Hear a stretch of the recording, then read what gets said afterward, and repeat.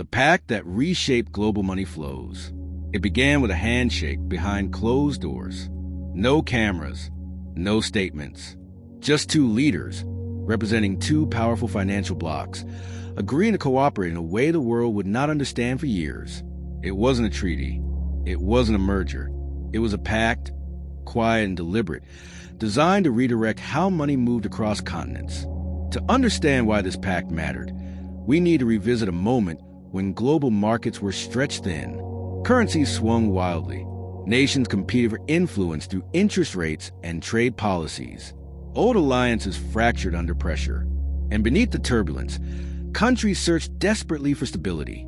Power was shifting, not through armies or treaties, but through capital. This story matters today because the decisions that shape global finance rarely happen in public. They take place in small rooms, among a handful of people who see the world not as nations, but as networks. And sometimes, those networks can be rewired with a single agreement. The first reveal begins with the architects of the Pact, a seasoned diplomat and a strategic economist. They had watched global markets destabilize year after year. They understood that traditional tools, sanctions, tariffs, rate changes, no longer carried the same weight. Capital moved too quickly. Investors reacted too unpredictably. The global system was outgrowing the old playbook. So they drafted a plan to synchronize financial flows between their regions, not through force, but through incentives. They proposed aligning investment channels, coordinating liquidity reserves, and quietly harmonizing certain regulatory frameworks.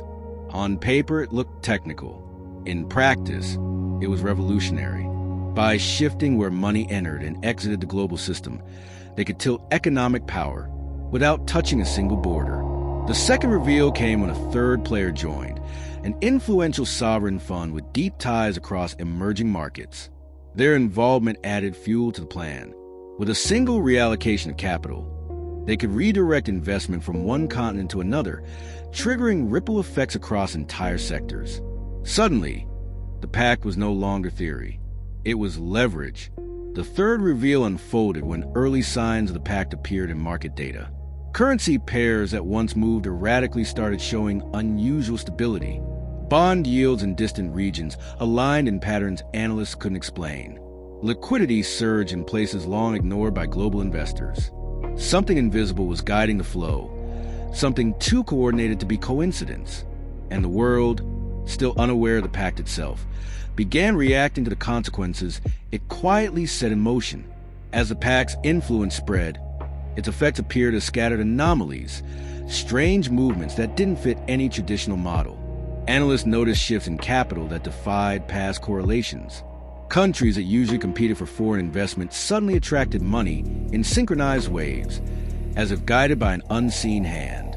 Institutions adjusted their forecasts, but none could explain why the data was changing so quickly. The conflict began when major financial hubs sensed imbalance. Banks that relied on predictable capital flows found themselves blindsided. Funds that specialized in currency arbitrage watched long-standing patterns dissolve. Spreads that once moved with mechanical precision now drifted unpredictably. Something was reshaping the landscape, and the old guard didn't like the uncertainty. Tension escalated when insiders at a global ratings agency noticed coordinated liquidity injections happening almost simultaneously across multiple regions. These injections weren't publicized. They weren't tied to crises. They were strategic, synchronized, and deliberate. The agency issued a confidential report calling the pattern structural interference. It circulated through elite circles, sowing suspicion. Meanwhile, the Pact's architects monitored the ripple effects closely. Their goal wasn't domination, it was stability. By redirecting capital through predefined channels, they hoped to prevent the sudden shocks that had rattled global markets for years. What they didn't anticipate was how aggressively established powers would resist anything that threatened their traditional influence. The conflict deepened when one of the world's largest central banks noticed a sudden drop in demand for its currency as a reserve asset. This shift, subtle but unmistakable, posed a threat to its long-standing dominance. Officials launched internal inquiries. Advisors floated theories ranging from covert currency manipulation to emerging market collusion. None of them guessed the truth. They were witnessing the early consequences of the pact. Pressure mounted as hedge funds began losing money. Strategies built on decade-old assumptions no longer worked. Correlations broke. Safe havens behaved unpredictably. Algorithms faltered. For the first time in years, the financial world felt off balance, and the uncertainty triggered defensive moves across markets. The turning point came when a mid-sized investment firm published an independent study. Buried inside pages of dense analysis was a single line that caught the world's attention. There is evidence of a new financial alignment emerging beyond traditional institutions. It wasn't confirmation. It wasn't accusation. But it was enough to ignite curiosity. As speculation grew, global markets drifted into unease. Commentators debated the cause. Investors adjusted positions. Governments demanded explanations. Yet the pact remained hidden, operating quietly, precisely, reshaping the flow of capital with every coordinated step. And beneath the surface, the tension continued to build. Inside the world's major financial centers, unease turned into urgency. Analysts who once dismissed the anomalies now traced them obsessively, mapping capital movements across continents. What they found looked less like noise and more like intention, patterns repeating at intervals too precise to be random. But without a clear culprit, every theory felt incomplete. The cautious central banks noticed it next.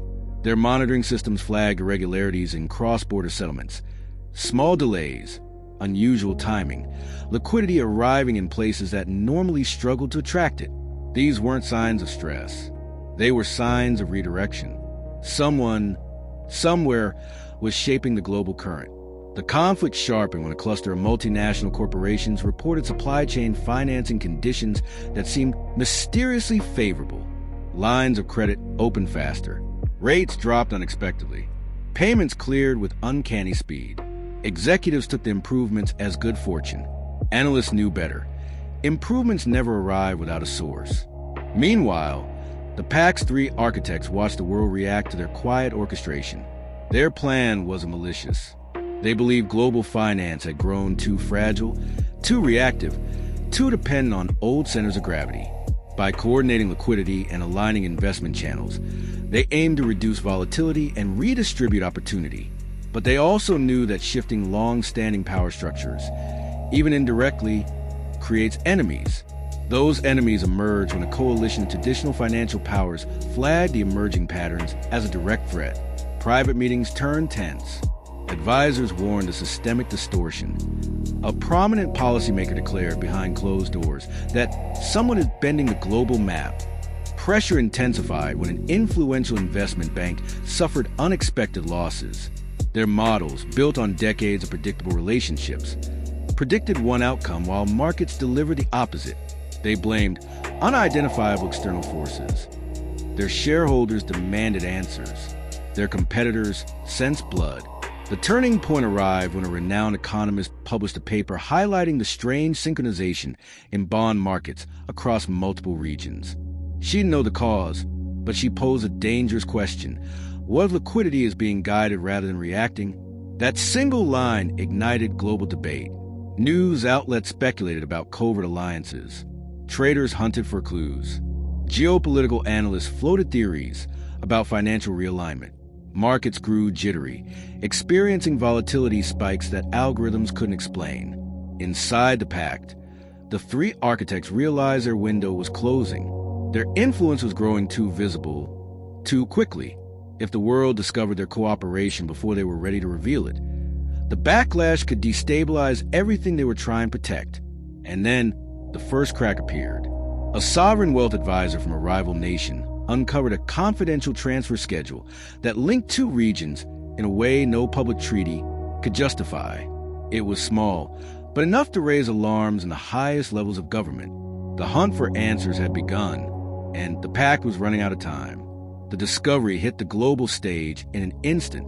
The confidential transfer schedule circulated through diplomatic channels, sparking urgent meetings across financial capitals. Governments demanded answers. Journalists sensed a story far bigger than routine economic coordination. And markets, already unstable from weeks of unexplained anomalies, reacted with sharp, unpredictable swings. The Pact's architects gathered in a private room, knowing the moment they had prepared for was finally here. Their plan had always relied on silence. As long as no one connected the dots, they could guide capital flows without triggering geopolitical backlash. But now the world was looking straight at the pattern they had worked so hard to conceal. The climax unfolded when an emergency summit convened. Leaders from major financial hubs confronted the diplomats and economists suspected of orchestrating the new alignment. Questions came fast. Who authorized the coordination? What were the objectives? Why had the world's financial map begun to shift without public oversight? Every question carried the same undertone: fear of losing control. The strategist stepped forward first. Calm, precise. He explained that the pact wasn't designed to undermine anyone.